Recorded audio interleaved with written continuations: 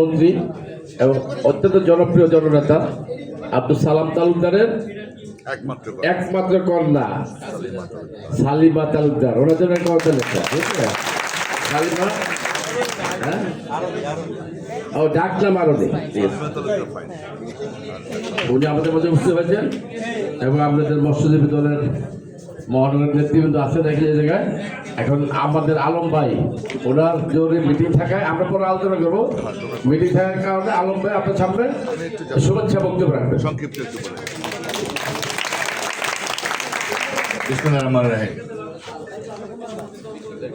আজকে উপস্থিত কি শুধুমাত্র বনানী থানার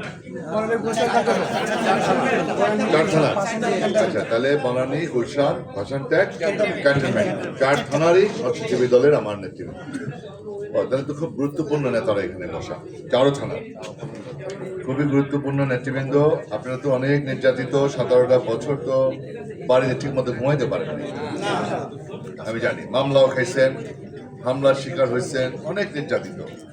আল্লাহ রাব্বুল আলামিনের ইচ্ছায় এবং আপনাদের সকলের সহযোগিতায় আমরা একটি মাফিয়া মুক্ত পরিবেশ, স্বৈরাচার মুক্ত পরিবেশ, আমরা গণতন্ত্রের পথে শুভ যাত্রা শুরু করছি।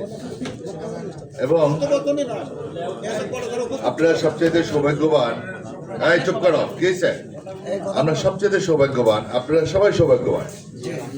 এই যে 4 থানার আপনারা যারা নেতৃবৃন্দ, আপনাদের এখানে নির্বাচন করতেছে আপনাদের যে পার্টি বিলং করেন, যে পার্টিকে ভালোবাসেন, যে পার্টির জন্য জীবন দেন, রক্ত দেন, হামলার শিকার হয়েছেন, সেই পার্টির প্রধান আমাদের প্রিয় নেতা জনাব তারেক রহমান এখান থেকে নির্বাচন করতেছে।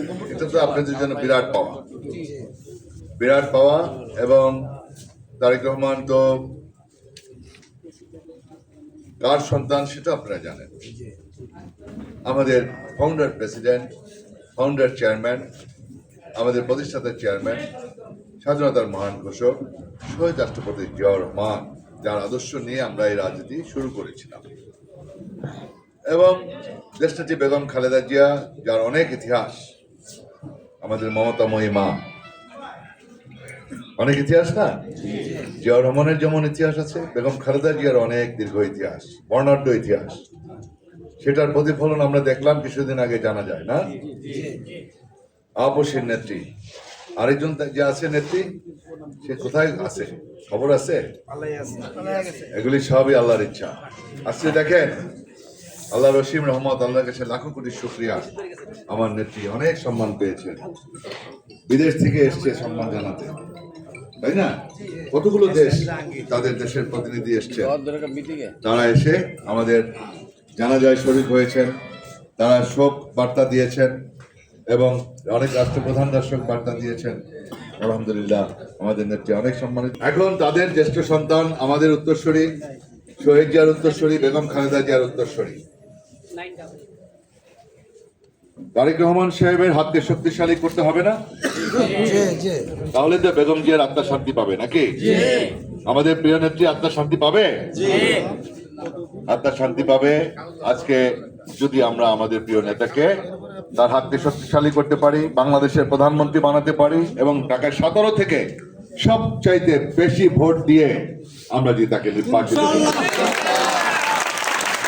আজকে একটু আগে সালাম বললো না যে 3300 পাস, 4500 পাস, 60ও সালিমা তালুকদার আঙ্কেল, এটাকে আমাদের মহাসচিব, তার মেয়ে, একমাত্র মেয়ে সালিমা তালুকদার আমার পাশে বসা। যাই হোক, আমাদের যে জিপিএ 5 সেইভাবে কাজ করতে হবে। সেভাবে কাজ করতে হলে কিভাবে কাজ করতে হবে? আমাদের বিনয়ের সাথে কাজ করতে হবে, দম্ভ অহংকার না। আচার ব্যবহার, আমাদের নেতার আচার ব্যবহার দেখছেন কত সুন্দর, বক্তব্যগুলো কি দেখছেন? আওয়ামী লীগের কিছু বলে, একটা শব্দ বলছে 300 ফিটে। এই দিনকার সাংবাদিকদের উদ্দেশ্যে বিভিন্ন জায়গায় বক্তব্য রাখতেছে, কাউরে কেয়ার করে?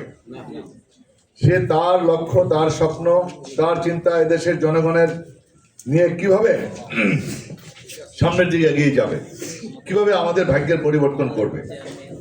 কি বললো সে? আমি এদেশের স্বাবলম্বী করার জন্য আমাদের মা বোনদেরকে ফ্যামিলি কার্ড দিব, যদি আল্লাহ সুযোগ দেয়। ফ্যামিলি কার্ড দিলে পরে সেই পরিবারের খাওয়ার আর চিন্তা করা লাগবে না, স্বাবলম্বী হবে। তারপরে কি বলছে, আমি স্বাস্থ্য সেবা নিশ্চিত করার জন্য গরিব মানুষের বিনা পয়সা যাতে চিকিৎসা পায় হেলথ কার্ড দিব। Health card. আমার নেতা বলেছেন কৃষকদের জন্য কৃষি কার্ড দিবে। আমার নেতা বলেছেন যুবকদের জন্য 1 কোটি যুবকদের আমি চাকরির ব্যবস্থা করবো। তার মহাপরিকল্পনা এই দেশকে নিয়ে, কারণ এই দেশের জন্য মহাপরিকল্পনা তো উনিই করবেন। এদেশের স্বাধীনতা যুদ্ধে এই দেশ মাতৃকার জন্য যিনি জীবনকে বাজি রেখে স্বাধীনতার ঘোষণা দিয়ে রণাঙ্গনের মুক্তিযুদ্ধ করেছেন, শহীদ জিয়ার বাংলাদেশ। বেগম খালেদা জিয়া সামরিক জনতার বিরুদ্ধে আন্দোলন করেছেন, গণতন্ত্র পুনরুদ্ধার করেছেন। খালেদা জিয়ার বাংলাদেশ, তো এই দেশ নিয়ে তো তারেক রহমানই ভাববেন, ঠিক কিনা? এই নেতা আমাদের, তার মতো এরকম প্রধানমন্ত্রী, সফল ব্যক্তি, সফল নেত্রী, সফল নেতা শহীদ রাষ্ট্রপতি জিয়াউর রহমানের সন্তান, ওনারই তো চিন্তা ভাবনা আমাদের দেশকে নিয়ে, আমাদের জনগণকে নিয়ে।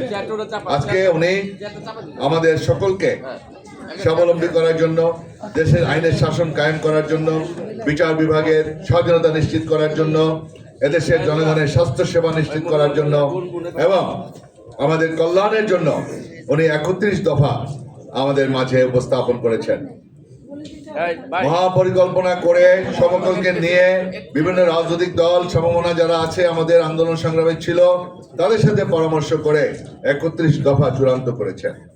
এই দফার মধ্যে আমাদের সকল কল্যাণের রাজনীতি রয়েছে, আমাদের দেশের মঙ্গলের রাজনীতি রয়েছে। তাই আমরা আগামী দিনে আমাদের প্রিয় নেতাকে সর্বোচ্চ ভোটে আমরা এখান থেকে নির্বাচিত করব। এখন সেজন্য কি করতে হবে? সেজন্য আমাদের কি করতে হবে? একটু আন্তরিকভাবে খাটতে হবে। অনেক তো দূরে দূরে পালাইছেন, বাড়িঘর ছাইড়া অনেক কষ্ট করছেন। তো আমরা এই 20 তারিখের পরে একটু কষ্ট করতে পারবো না? কষ্ট করতে পারবো? আমরা সুন্দরভাবে মানুষের সাথে ভালো ব্যবহার করে, আমরা সুন্দরভাবে মানুষকে সালাম দিয়ে, তারেক সাহেবের সালাম দিয়ে আমাদের সব কিছু আমরা তুলে ধরবো যে আমাদের কি ফ্যামিলি কার্ড 31 দফা, মানুষের কল্যাণের কথা বলতে হবে। আমাদের ফ্যামিলি কার্ড দিব, হেলথ কার্ড দিব, কৃষি কার্ড দিব, যুবকদের চাকরির সংস্থানের ব্যবস্থা করব 1 কোটি। এই সমস্ত কর্মসূচি নিয়ে আমরা আসতেছি। তারেক রহমানকে আমরা ইনশাআল্লাহ বাংলাদেশের প্রধানমন্ত্রী হিসেবে দেখতে চাই। এর কোনো বিকল্প আছে? তারেক রহমানের কোনো বিকল্প আছে? তার কোনো তুলনা হয়? সবচেয়ে কষ্ট করেছেন উনি, সবচেয়ে সাফারার। ছোটবেলায় তার বাবা হারিয়েছেন, তার একমাত্র সহোদর আরাফাত রহমান কোকো সাহেবকে হারিয়েছেন, আবার কিছুদিন আগে মাকে হারিয়েছেন। 1/11-এর সময় সবচেয়ে টর্চার, উপর থেকে ফেলে দিছে, তার শারীরিকভাবে ক্ষতি করেছে। জানেন আপনারা? 17 বছর মায়ের কাছে আসতে পারে নাই, আপনারা জানেন, সবচেয়ে সাফারার। সুতরাং এই নেতার প্রতি, এই জিয়া পরিবারের প্রতি আমরা ঋণী। এই জিয়া পরিবার বাংলাদেশকে অনেক দিয়েছে, শহীদ জিয়া অনেক কিছু দিয়েছে, বেগম খালেদা জিয়া এই দেশকে অনেক কিছু দিয়েছে। সুতরাং জিয়া পরিবারের কাছে আমরা ঋণী। আমাদের প্রিয় নেতাকে ইনশাআল্লাহ আগামী দিনে আমরা রাষ্ট্রনায়ক হিসেবে দেখতে চাই, বাংলাদেশের প্রধানমন্ত্রী হিসেবে দেখতে চাই এবং এই ঢাকার 17 থেকে আমরা বিপুল ভোটে নির্বাচিত করব। এটাই হবে আমাদের, এটাই হবে আমাদের দৃঢ় প্রত্যয়, এটাই হবে আমাদের আজকের শপথ। ঠিক আছে? জাতীয়তাবাদী মৎস্যজীবী দল, ঠিক আছে তো? এই ওয়াদা করে গেলেন, এই ওয়াদা নিয়ে সামনের দিকে এগিয়ে যাবেন, এই আবেদন জানিয়ে আমি আজকে আমার বক্তব্য শেষ করছি।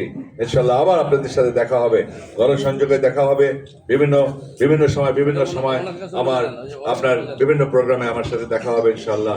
আজকের মতো আমি বিদায় নিচ্ছি। আসসালামু আলাইকুম।